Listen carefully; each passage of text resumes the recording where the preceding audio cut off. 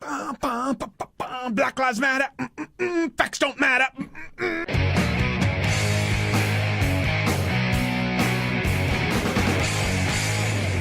Right now, the narrative that is being set is that the system is inherently racist, white privilege, yada, yada, yada, and when cops see any young black man, they go into Lloyd Christmas mode.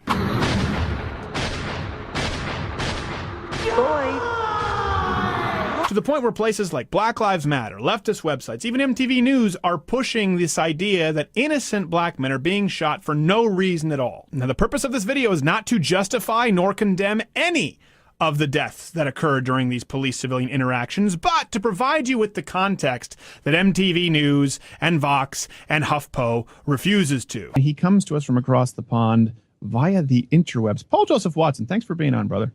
Hey, Stephen, good to be back. I'm glad to have you back. Okay, so we wanted to have you on because you were born a poor black child. Because you've been following the Black Lives Matter. And I think it's important to note for people, you can follow me on Twitter or go to the website. Paul Joseph Watson has done a lot of work for a long time. He's very much at the cusp of police brutality, the militarization of police, very much against it, but also sees the hypocrisy in Black Lives Matter, founded by none other than Shaun King. Shaun King is a key figure in the Black Lives Matter movement and claims he suffered a racially motivated attack in his childhood. However, an investigative blogger is now claiming he is a fraud and says the police report from the time of the attack proves that he is white. Let's talk about it in more detail. Should be joining us from Miami via Skype is Milo Yiannopoulos. Hello. He is the associate editor of Breitbart News. Thank you for joining us on Sky News this afternoon. Regular contributor, of course, as many of our viewers will know. What on earth is going on here then? This week I broke the story that Shaun King, one of the most prominent figures in the Black Lives Matter movement, has been telling fibs. He told Rebel magazine in 2012 that he had a white mother and a black father, and he also constantly refers to himself on Twitter and in interviews as mixed race with a mixed family. That turns out not to be true. Investigative blogger Vicky Pate has found his birth certificate and tracked down his parents. In fact, it turns out he's white. Not very many outlets in the United States are still defending him. There are a couple, Vox, BuzzFeed and Salon, who are saying, who's to determine what blackness is anyway? Being black is just a social construct. But that's a sort of loony fringe of the commentary, most of which is focused on him deceiving the black community and, most crucially, damningly, and I think this is a problem for his reputation. I think this is, the thing that's going to really linger. He applied for and accepted an Oprah Winfrey Scholarship to historically black college, Morehouse College in the United States. If he is in fact white, the argument is that he effectively robbed a young black child, a young black man, of the opportunity to go to university. That's a very serious charge. Shaun King went on a 40 or 42 tweet rampage yesterday, blaming me for some sort of extraordinary white conspiracy theory. I mean, this is all smoke and mirrors. The fact is, this guy took a scholarship at Morehouse College, a scholarship paid for by Oprah Winfrey that is intended for young black men. He's also set himself up explicitly stating that he is a biracial man as one of the leaders of Black Lives Matter. It turns out he's Caucasian. That's fairly cut and dry for me. If he's white or not, he should simply come out and say so. And these sort of sly implications designed to shame people into not asking any more questions, to me, I think it's a pretty poor way to explain some of the many questions that his black supporters will be having today. I think Shaun King's own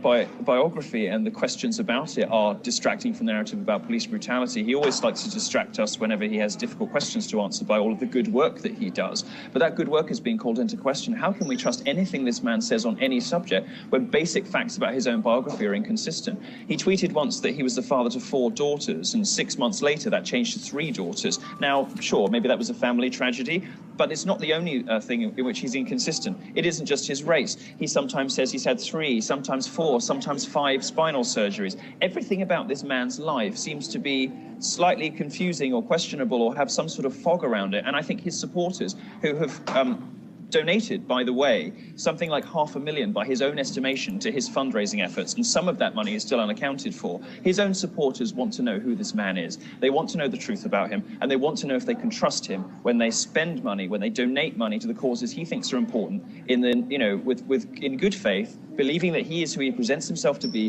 and that the money is going to end up where it belongs. Because this isn't just, an activist who takes to the street and blogs. This is a man who raises large sums of money for the causes he cares about, and about whom the Washington Post said there are huge questions about whether that money ever reaches the intended victims to support them. So, Paul, what was your reaction when you heard that, well, let's not sugarcoat it, let's not whitewash it, he's white? Well, my reaction was much like yours. I think you put out a tweet saying, we've basically known this for a while, that this was a big scandal brewing under the surface, but no one's been politically incorrect enough to directly put the pieces together and point it out. Of course, the first I heard about Sean King was probably about 6 weeks, 2 months ago, when he had actually blocked me before I even knew who he was. So I was reading the initial blog reports from this Vicky Pate, is that her name? So, I went to check him out, and it's, oh, he's blocked me. I don't even know who he is. Too white. So at that point, it was, do I cover this story? Do I put these pieces together, which she had already done to a certain extent? Or is this going to lead to a massive lawsuit? It was, Yeah. I mean, you made the same point, and then, of course, Milo puts it all together. But the interesting thing about it is, in this thing you wrote on the Daily Kos, he says that, he only heard questions about who his father was over the past week. That's impossible, because he was blocking people on Twitter 2 months ago who asked about this. So how is that even possible? He just blocks he blocked me for asking him to come on the show to defend his position. So he just seems to be really... A while ago. This was a while ago. Yeah. This was months ago. This is when we first started questioning. That's just what he does. He just blocks everybody. I mean, I block someone if they're spamming me, and you get a lot of that, Paul. If someone is just nonstop, you're like, okay, and then they scream censorship. You go, no, it's because you left 19 comments repeating yourself that Allah is great, and then I'll be thrown into the lake of fire. So I blocked you. This guy just blocks anyone who disagrees with him. Yeah, there have been questions for a long time, and it seems now just unfolding as he's refused a DNA test, right, to prove that his father was black. No, I mean, the thing about it is, we knew that these questions were swirling 2 months ago, and he went away on holiday, didn't he, for a while? He disappeared for a week. And then it all comes up over the past week. But the good news is, I think this is a sign that Black Lives Matter is on the decline. There's a poll out today from Rasmussen which says that 64% of black people, black Americans, see, quote, all lives matter as closest to their views, and only 31% see Black Lives Matter as closest to their views. So we've had this rhetoric over the past, 2-3 weeks, saying that anyone who says all lives matter is racist. So I guess that means that 64% of African Americans are now racist. Anybody who's like me on the internet, they say, oh, you're a racist white man, you hate black people. And I say, I don't care I'll let black people think what they want to think. Liberals, they say, well, I have the right to tell you what to think. That's the right. liberals are the one who want to enslave minorities. I think everybody should think freely, and whatever race, gender you are, think for yourself. But in the black community, you're not allowed to be an individual thinker by other black people, and you're not allowed to be a Republican. You're not allowed to tell the truth. Well, I do it anyway, but you're not allowed to tell the truth about what's wrong with black Americans, that they're not suffering because of racism, but the destruction of the family and the lack of moral character. You're not allowed to say those things. If you say those things, they come after you. Well, have you ever heard of hot tap Twitter or hot tap Twitter? No. So there's this new subculture of blacks, and I'm not sure how to pronounce it, but it's HOTEP, Hotep, and it's sort of like people like you. They're black people who are saying, we're tired of being told by other black people what we're allowed to talk about. So Twitter is kind of divided in this really radical, anti-American segment of Twitter called Black Twitter. And then there's a bunch of black people who said, we're not down with that. We actually love America. Yep. We love the free market. We love free enterprise. We're like the real talkers now. So there is a rising subculture of black men especially who realize that feminism is oppressing black men. Yeah, that's right. Absolutely. Yeah, I think you're right. I think it does a really huge disservice to Black Lives Mattering. I think it gets to the point where people almost... Listen, I'll be honest. all life is valuable, right? But I think you forfeit your right to life the second you aim a gun at somebody else, be it a cop or someone else, because that person can't know if you plan on pulling the trigger or not. And you've put that person, you've forced them into the situation of me or you. And that's a tough situation for cops. I think you get a lot of jerk cops. But if I'm a cop and someone points a gun at me, okay, now I go, it's me or them? Them. And I think that happens so much. We've seen it in Ferguson several times now, and the media's been quick to jump the gun, that I think people who might have once been sympathetic now will paint everyone with that broad brush and go, oh, they're all just behaving like animals, even though there are some good people out there doing some good work. It really seems to have set the black movement in the United States, I don't know what it's like over there in the UK, back a couple of decades. Well, no, you said at the start of the show, I spent 10 years writing articles and trying to expose police brutality against black people and white people. And this puts me off from doing that in the future because they've associated it with all these criminals, Michael Brown being the foundation of that. But if you actually look at the ideological roots, we talk about Sean King being one of the founders, and he was, but if you actually look at the foundation of Black Lives Matter back in 2012, after the whole Zimmerman thing, it was founded by 3 militant feminists, one of whom is called Alicia Garza. And she writes articles, she gives speeches, and they're repeated at all these Black Lives Matter protests, venerating and basically worshipping the inspiration behind Black Lives Matter, who is a convicted cop killer who is on the FBI's most wanted terrorist list. Well, hold on. We have to go to a break because I know that you mentioned 3 founders, so we want to cycle on down through them, and then, of course, ultimately figure out with a DNA test if they actually had black fathers. Paul Joseph Watson, Louder with Crowder, will come back and bask in his brilliance. Stay tuned.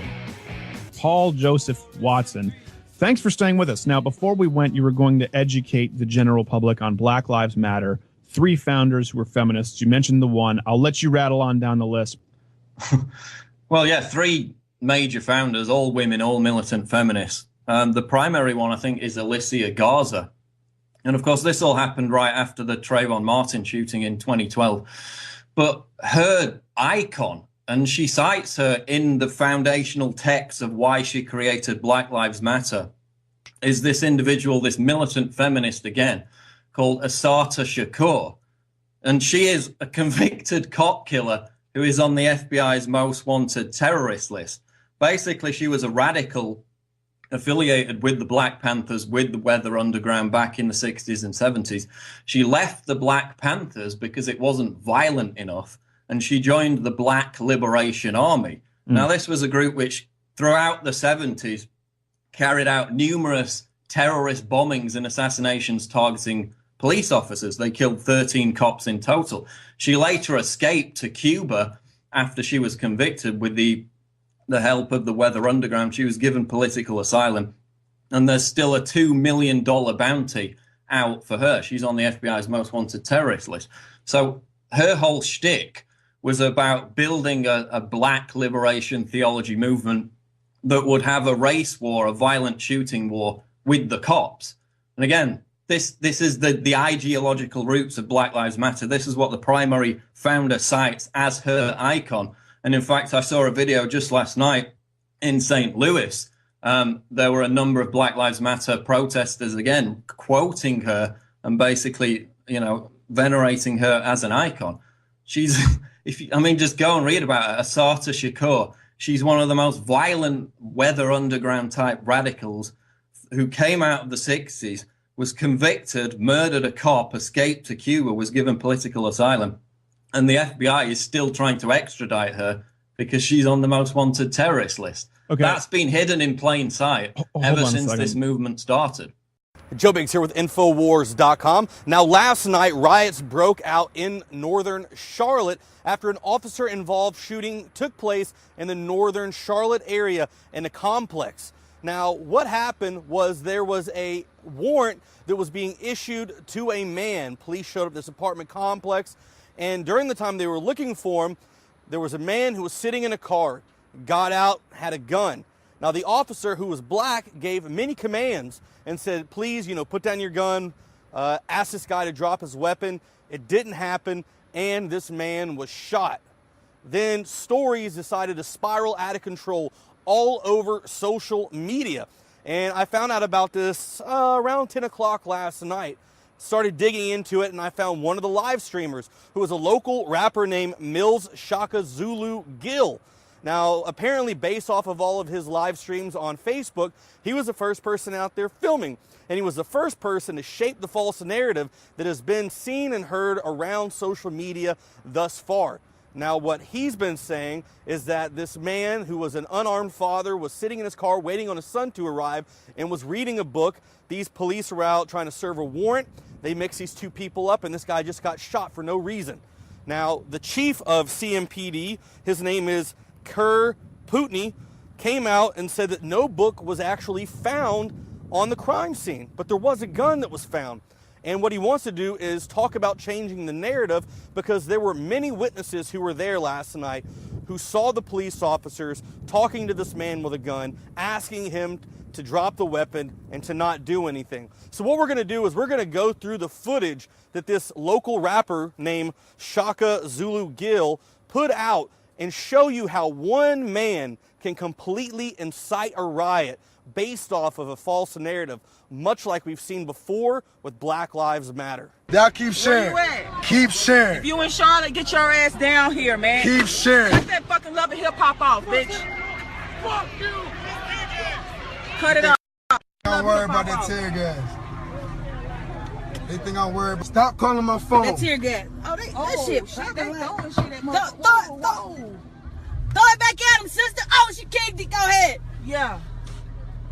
Y'all keep sharing. Keep sharing. I'm out here because of your video, bro. That's a love. fact, bro. We came out here because you, bro. This nigga had 40 fucking K on his shit, yo. And we out here. It ain't about the niggas. It ain't about here, nigga. Crip blood. All that. We out here, my nigga. We all out here. Fuck you mean, nigga. I bang them straight blades, nigga. Fuck you mean, nigga. Fuck you mean, the diamonds up, nigga. Rock real, nigga. Fuck you mean, nigga. That's love. We bang them black out here, nigga. Keep sharing. Keep sharing. We ain't going nowhere. Afraid of this gas right here? Think I'm afraid of this shit? Man, that's some pussy shit, man. That's why they keep killing us, because they some pussy. Y'all keep sharing. Black love, baby. Look at my man. Powerful. Now I'm going to stand right here with him. Powerful. Powerful. Weak as shit. Weak as shit. Pussy as hell and weak as shit. Look like some whole ass niggas. All of them. All up in your tear gas without no motherfucking mask, bitch. Oh, y'all some motherfucking girls, man. Y'all some bitch ass niggas. Y'all scary as fuck, huh? I ain't afraid of that shit. Where that shit at, man? You goddamn throw that shit back in there real quick. Hey.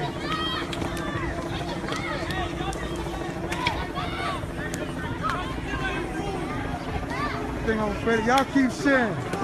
Y'all keep sharing. Y'all keep sharing. Y'all keep sharing. You understand me? Follow my boy. Black power, baby. Love, baby. Love, baby. You see what he doing? You see what he doing? That's love, baby. That's love, baby. Keep sharing it. Keep sharing it. Keep sharing it. Must be the main objective. The reason I'm out here. That's what's up. Must be the main objective for the police. That's what's up. Must be the main objective. They're afraid of that. They're afraid of that. You already know that. Hey, they just killed 3 young black dudes in Ohio. 2014, your boy John Crawford. This year they killed Tyree King, and they killed your boy Tamir Rice, 12-year-old. All of them had toy guns in one state, Ohio. Crazy. That's the objective. That's the objective. That's love right there. I want you to love right there. That's love right there. Because if you ever notice, and you can tell a black person this, why is it that every place in America that's very, very violent has 2 things in common? 1 single mother's, 2 Democrats. You're bad, you're violent, you're angry.